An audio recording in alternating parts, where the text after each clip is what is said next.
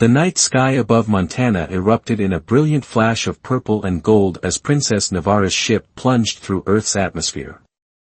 Warning lights flooded the cockpit as she struggled with the failing controls, her silver-scaled hands dancing across holographic displays that flickered and died. The betrayal of Admiral Drax still burned fresh in her mind, his sneering face as he ordered her execution, the devastating attack that had destroyed her escort fleet. Lieutenant James Harrison was finishing his patrol at the remote monitoring station when the anomaly appeared on his screens.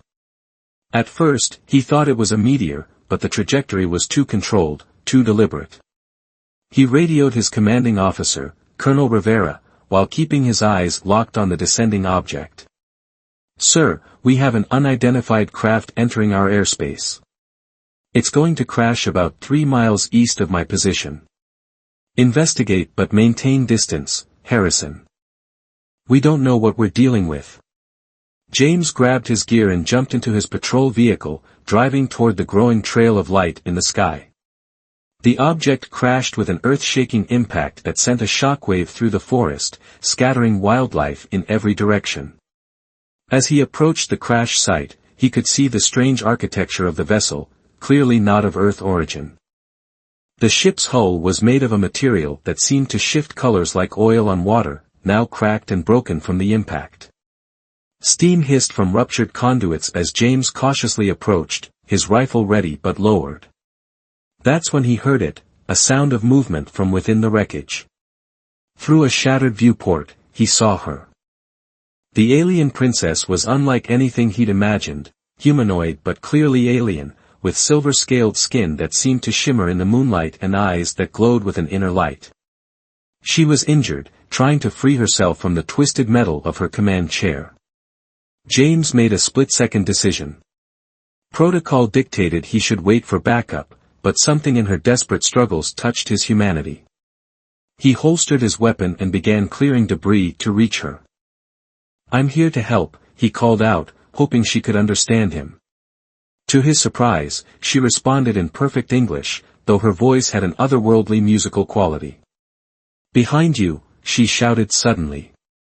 James spun around to see 3 spherical drones emerging from the woods, their weapons primed and glowing with deadly energy. He dove for cover as they opened fire, plasma bolts scorching the ground where he'd stood moments before. "Drax's hunters," Navarra explained through gritted teeth as she finally freed herself. "They won't stop until I'm dead." James didn't hesitate. He drew his rifle and fired at the nearest drone, the bullet surprisingly effective against their shields. One drone exploded, but the others adjusted their attack pattern, forcing both human and alien to take cover behind the wreckage. "Any chance of backup from your people?" James asked as he reloaded.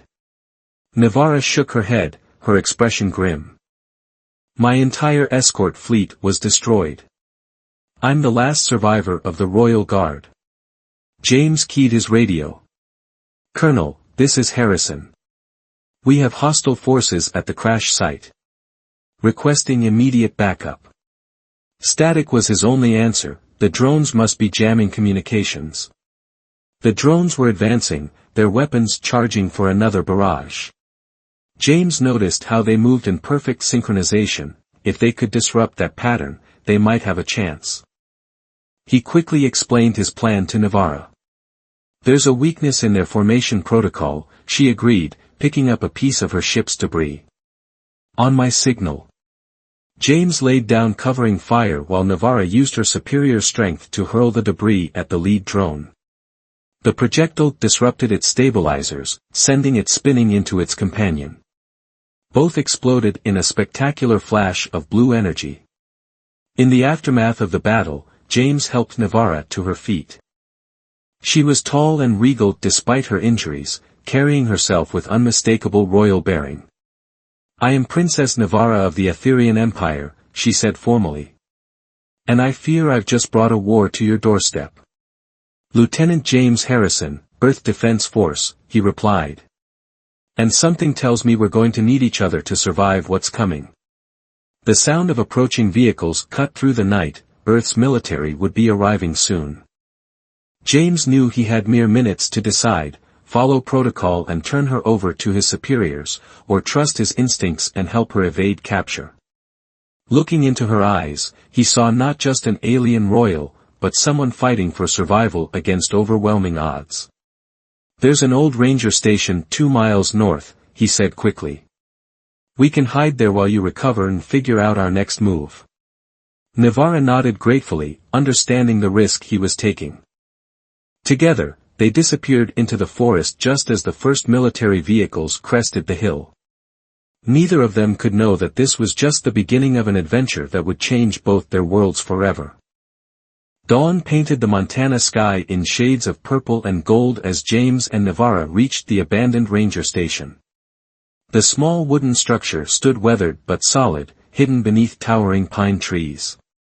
James quickly picked the lock and ushered the princess inside, his trained eyes scanning the tree-line for any signs of pursuit. The interior was dusty but intact, a simple space with basic furniture and a small kitchen area. James immediately began securing the perimeter while Navarra examined her wounds. Her silver scales had protected her from the worst of the crash, but several deep gashes needed attention. "Your military will be looking for us," Navarra said, wincing as she cleaned a cut on her arm. "I've put you in an impossible position." James pulled emergency supplies from a cabinet. "I made my choice. Now tell me what we're really dealing with. Who's this Admiral Drax, and why is he trying to kill you?" Navarra's luminous eyes darkened. "Drax was my father's most trusted advisor. But he's been secretly building a power base within our military, convincing officers that the Aetherian Empire has grown weak through peaceful diplomacy. He plans to launch a massive invasion of neighboring systems, including Earth. And you stood against him. I discovered his plans and tried to warn the Council. But Drax's influence ran deeper than I imagined. He turned my own honor guard against me, branded me a traitor, and ordered my execution." She paused, grief crossing her features. "My father, the Emperor, is likely already dead."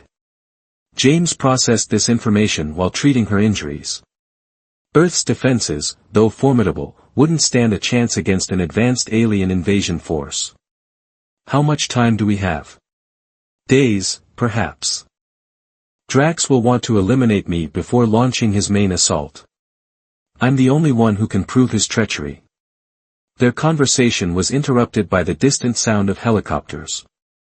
James peered through a gap in the boarded windows, spotting searchlights sweeping the forest. "We need a plan. Even if we can prove what Drax is planning, we have to convince both our peoples to work together." Navarra stood, testing her bandaged wounds. "There might be a way. My ship's data core survived the crash. It contains evidence of Drax's conspiracy, including recordings of him plotting with his allies. But retrieving it would mean going back to the crash site. Which will be crawling with both Earth military and Drax's forces by now," James added. He pulled out a worn topographical map of the area, spreading it across a table. "But if we wait until nightfall, I know a route through these ridges that might get us close enough." As they planned their approach, Navarra observed her human ally with growing respect. His tactical knowledge and quick thinking reminded her of the finest Aetherian strategists. "Why did you help me?" she asked suddenly. "You had no reason to trust me." James considered the question while checking his weapon. "Something my grandfather taught me. He was a World War II veteran. Said sometimes you have to trust your gut about people, even if they seem different from you. When I saw you in that wreck, I didn't see an alien threat. I saw someone fighting for what's right." Their moment of understanding was shattered by a mechanical whirring outside. James motioned for silence as he crept to the window. 3 more of Drax's hunter drones hovered in the clearing, their sensors scanning methodically. "They're using a standard search pattern," Navarra whispered.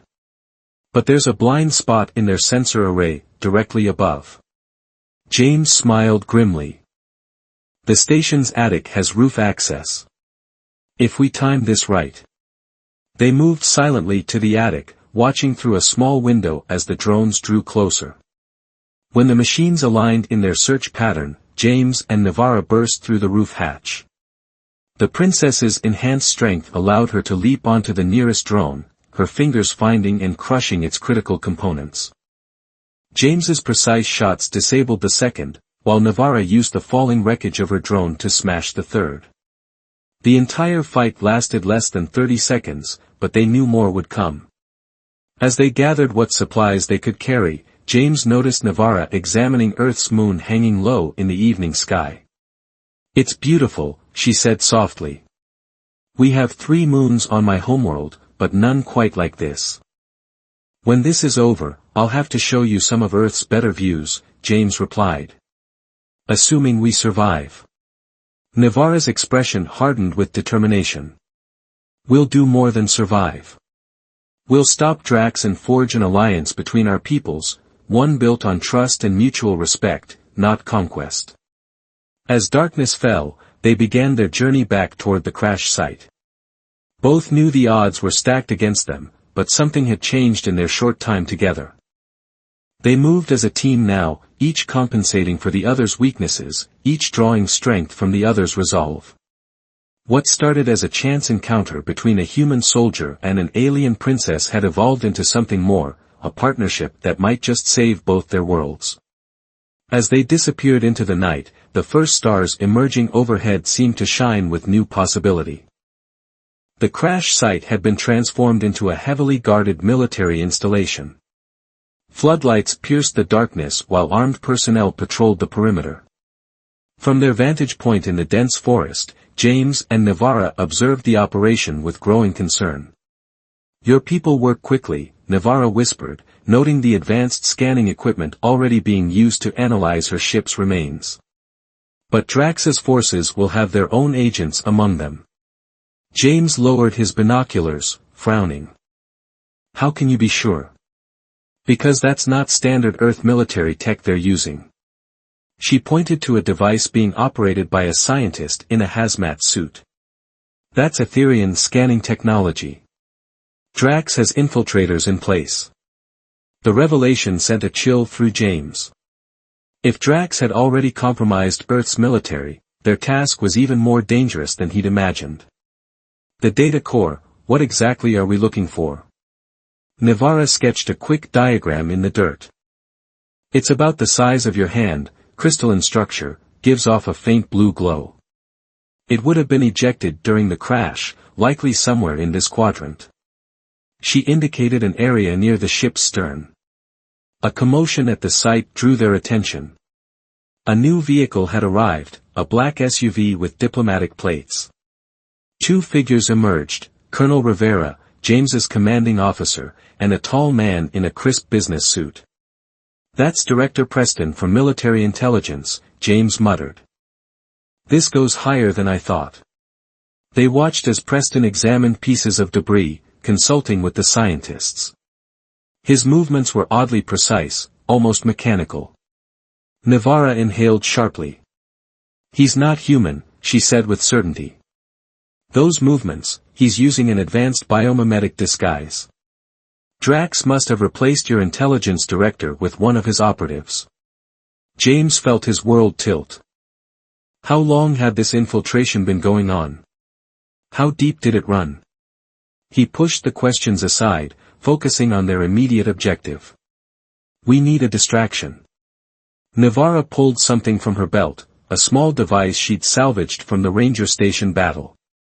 "The drones we destroyed, I kept their emergency beacon. If I activate it, every other drone in the area will respond," James finished, catching her plan. "Do it." The beacon's signal triggered immediate chaos. Dozens of hunter drones converged on their location, drawing security forces away from the crash site. James and Navarra used the confusion to slip through the perimeter, staying low and moving fast. They reached the ejection zone, searching frantically among twisted metal and scorched earth. James spotted the data core first, its blue glow barely visible beneath a sheet of wreckage. But as he reached for it, a voice froze him in place. "Lieutenant Harrison." "I'm disappointed but not surprised." Colonel Rivera stepped from the shadows, weapon drawn. More soldiers emerged, surrounding them. The false director Preston stood nearby, his human disguise beginning to ripple and distort. "Step away from the core," Preston's voice had taken on an inhuman resonance. "Admiral Drax sends his regards, Princess." Navarra stood tall, her royal bearing undimmed by danger. "How long have you been preparing this invasion, shapeshifter? How many of my people did you turn against their own?" "Long enough to ensure victory." Preston's form shifted completely, revealing his true Etherean appearance. "Earth's defenses are already compromised. When the invasion fleet arrives, there will be no resistance." James's mind raced, noting the positions of each soldier. Some looked uncertain, perhaps realizing something was wrong. He caught Navarra's eye, saw her slight nod. They had one chance. "Colonel," James addressed Rivera directly. "Look at Preston. Really look. These aliens have infiltrated our highest levels. They're planning to invade Earth, and we're helping them do it." Rivera's expression wavered as Preston's inhuman features became more pronounced. The shapeshifter snarled, raising his weapon, but Navarra was faster. She tackled James aside as plasma fire scorched the ground. The uncertain soldiers opened fire on Preston, while others turned on their own comrades. In the chaos, James grabbed the data core. Navarra activated the drone beacon again, this time at full power.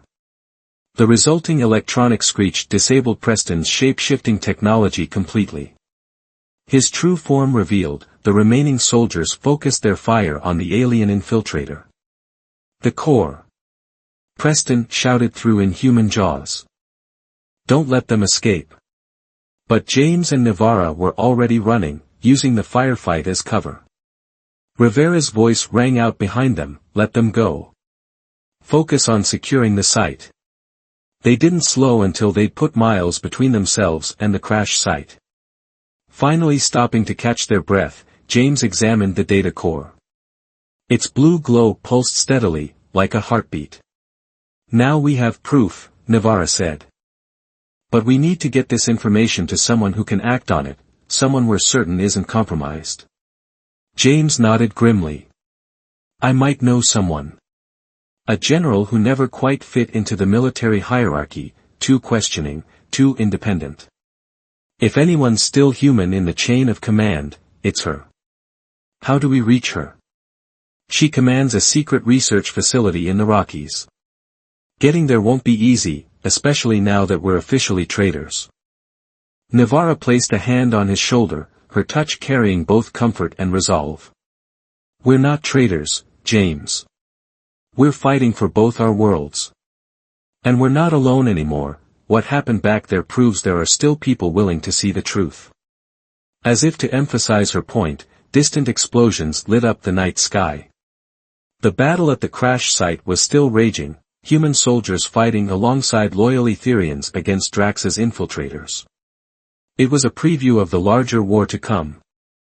"We should move," James said, securing the data core. "Preston will send everything he has after us now." Together, they set off toward the mountains, their burden now both lighter and heavier. They had the proof they needed, but delivering it would mean facing even greater dangers. Yet as they walked under Earth's star-filled sky, both felt a growing certainty that they would succeed.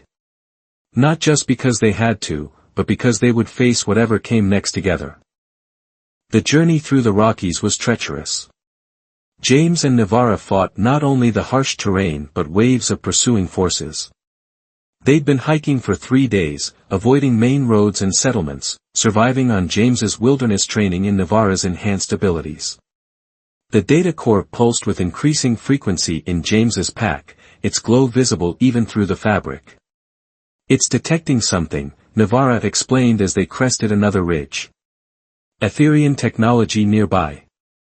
"That'll be the research facility," James said, pulling out his binoculars.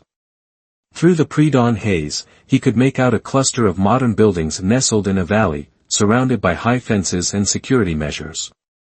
General Russell's base. But after what we've seen, getting inside might be suicide.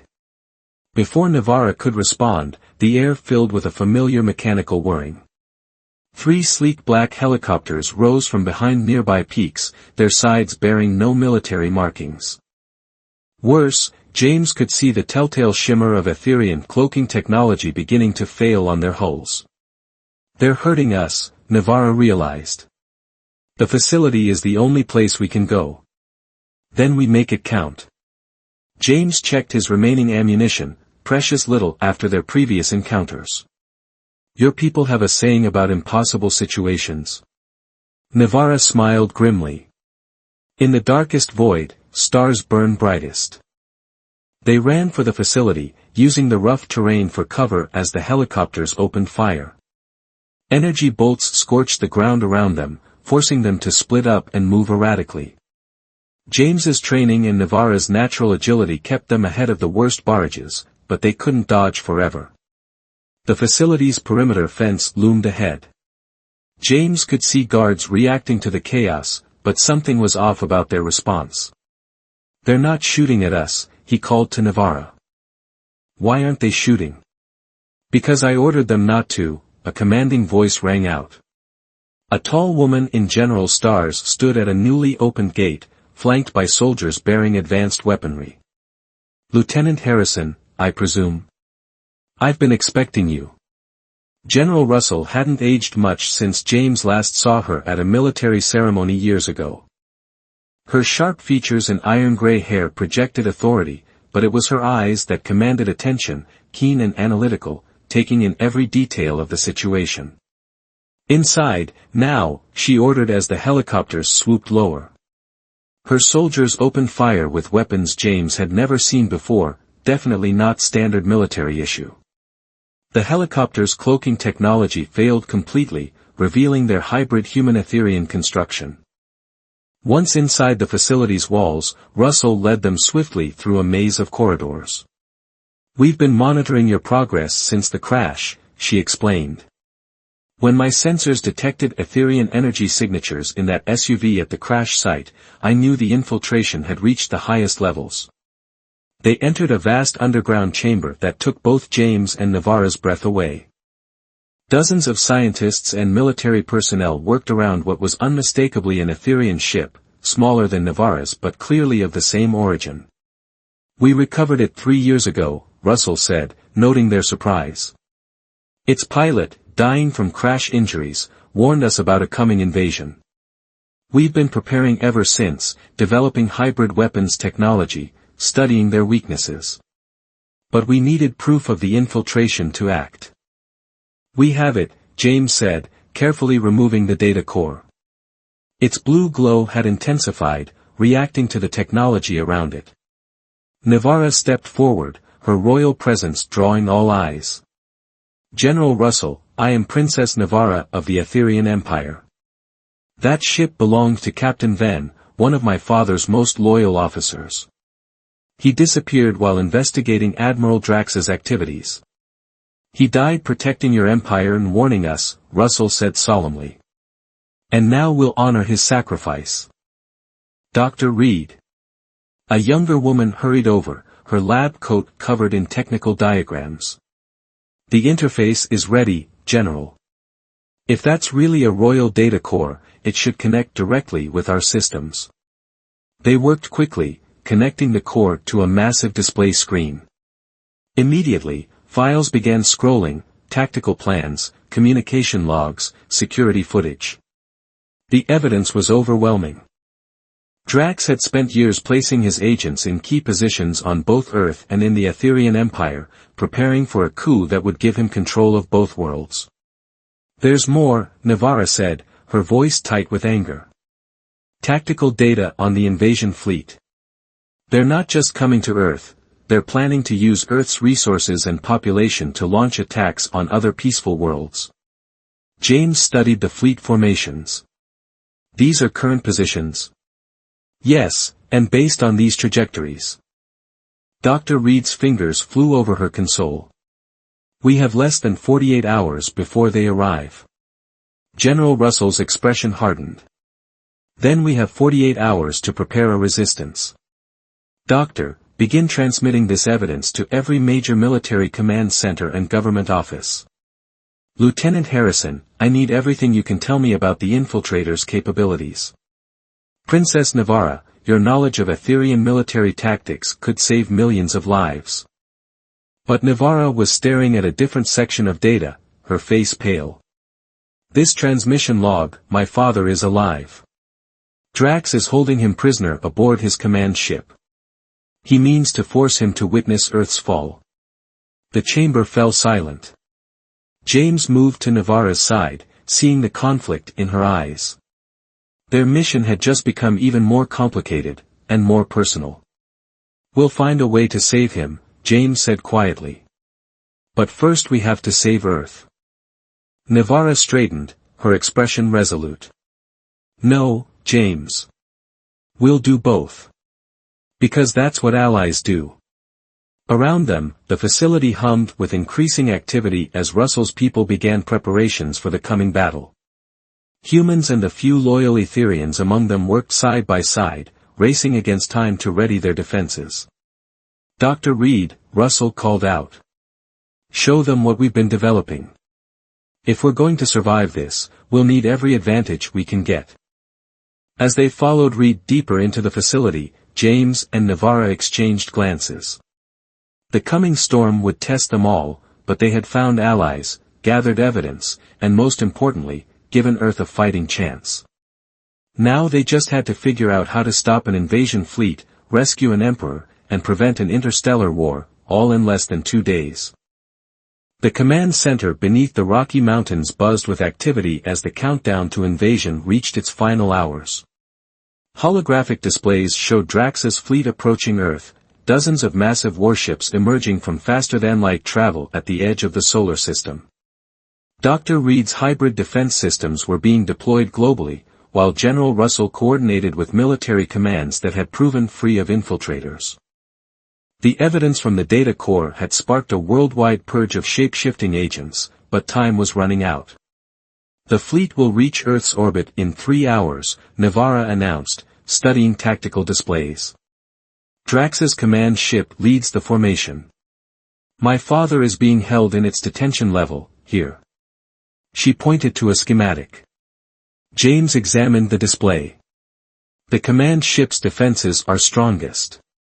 A direct assault would be suicide. Then we don't assault it directly, General Russell interjected. Dr. Reed? The scientist stepped forward, gesturing to a new hologram. We've modified Captain Ven's ship with our hybrid technology. It still registers as Etherian, but carries Earth-based weapons they won't detect. A small team might slip through their defenses during the chaos of the main battle. A surgical strike, James said, understanding forming. While Earth's forces engage the fleet, we infiltrate the command ship, rescue the Emperor, and take down Drax. Navarra's eyes shone with determination. With my father free and Drax captured, the invasion fleet would stand down. Many ship commanders remain loyal to the crown, they follow Drax only because they believe my father supports him. It's a solid plan, Russell agreed. But everything has to be perfectly timed. Reed's defense systems will only hold them off for so long. The next hours were a blur of preparation. James and Navarra worked with Reed's team to familiarize themselves with the modified ship systems. Around them, the first reports of battle came in as Earth's forces engaged Drax's advanced scouts. Finally, they stood ready in the launch bay. Captain Ven's ship, now restored and enhanced, hummed with power. General Russell approached them, her expression grave but hopeful. The main fleet has entered orbit, she reported. Our forces are engaging them now. This is your window, make it count. James checked his hybrid weapons one last time. Thank you, General. For believing in us. Thank me by succeeding. The entire Earth is counting on you both. They boarded the ship, James taking the weapons station while Navarra handled the controls. Her hands moved expertly across the familiar Etherian technology as they launched into the night sky. The scene that greeted them in orbit was both terrifying and awe-inspiring. Drax's fleet hung against the star field like a wall of metal and energy, their weapons lighting up space as they exchanged fire with Earth's combined forces. Reed's hybrid defense platforms were proving their worth, their unconventional weapons catching the Aetherian ships off guard. There, Navarra pointed to the massive command ship at the fleet center. Ready? James nodded, powering up their weapons. Ready. Let's end this. They dove into the battle, weaving through explosions and debris. Their ship's Aetherian signature allowed them to slip past the first layer of defenses. When challenged, Navarra transmitted old security codes that hadn't yet been purged from the system. They landed in a secondary hangar, the battle raging outside providing cover for their insertion. Armed with hybrid weapons and Navarra's knowledge of the ship's layout, they moved swiftly through the corridors. The detention level is 2 decks down, Navarra whispered as they avoided a patrol. But Drax will be on the bridge. We need to split up. James wanted to argue, but he knew she was right. Be careful. Drax will be expecting something. You too. Their eyes met, 1,000 unspoken words passing between them. Then they separated, Navarra heading for the bridge while James descended toward the detention level. The Emperor's cell was heavily guarded, but the hybrid weapons proved devastatingly effective against soldiers expecting standard Earth or Aetherian technology. James fought his way through, finally reaching the cell controls. Emperor Validar was a commanding presence even in captivity. His silver scales had dulled from imprisonment, but his bearing remained regal. A human, he said as James deactivated the energy field. Fascinating. Where is my daughter? Taking care of Drax, James replied, handing the Emperor a weapon. But we need to hurry. Above them, Navarra had reached the bridge. She entered to find Drax waiting, his massive form silhouetted against the battle raging outside. Princess, he sneered. Come to witness your precious Earth's fall. No, she said calmly. I've come to stop you. Drax laughed. You and what army? This one, James's voice rang out as he and the Emperor entered the bridge. More soldiers appeared, loyal guards who had been waiting for a chance to turn against Drax.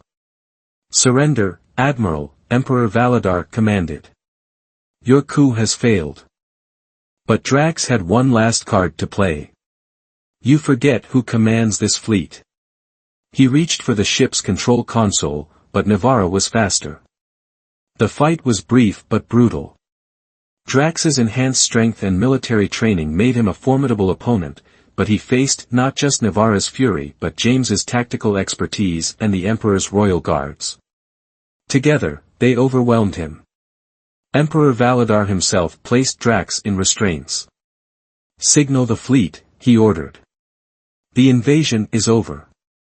One by one, the Aetherian ships stood down. The few commanders still loyal to Drax were quickly overwhelmed by those who had only followed him under duress. The battle for Earth was won. In the days that followed, a new era of cooperation began between Earth and the Aetherian Empire. The hybrid technology developed by Reed's team became the foundation for shared scientific advancement. General Russell's facility transformed into an interspecies military academy, training humans and Aetherians to work together. James and Navarra stood on the facility's observation deck, watching Earth's sunset paint the mountains in gold. Their mission had evolved into something far greater than either had imagined when they first met in that Montana forest. My father has appointed me Earth's ambassador, Navarra said. It seems I'll be staying for a while.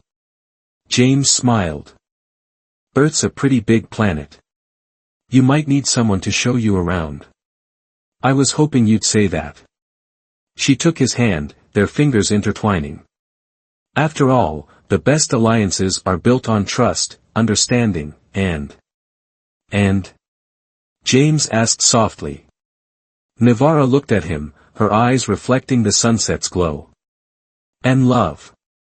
Above them, the first stars began to appear, no longer a source of fear, but a promise of adventures yet to come. Two worlds, once strangers, now stood united. And it had all begun with a crash landing and a soldier who chose to trust his heart.